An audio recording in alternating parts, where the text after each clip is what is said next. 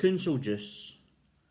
Sitting here pissed on 2020, it's only 9:30. I've already had plenty, but I'll sit here pissed and have some more. It's only Tuesday night, but I don't care.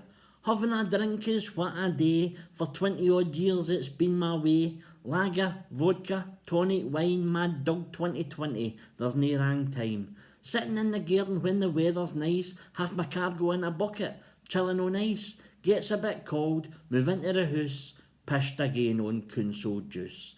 Rough the next day, nothing special, craving for drink is driving me mental. Think to myself maybe I should lay off. Who am I kidding, but it's no a laugh.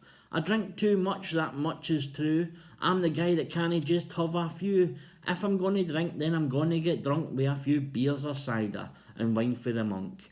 Life would be boring if I gied it up. Or is that being daft? Am I that fucked up? I'll gie up the morrow when this bottle's empty. Shite, I've not tried a new flavour of 2020. An air day off when it's down to the offie. I want lager and tonic, no fucking coffee. A sight for sore eyes as I sit in the house, drinking my life away on council juice. Council juice.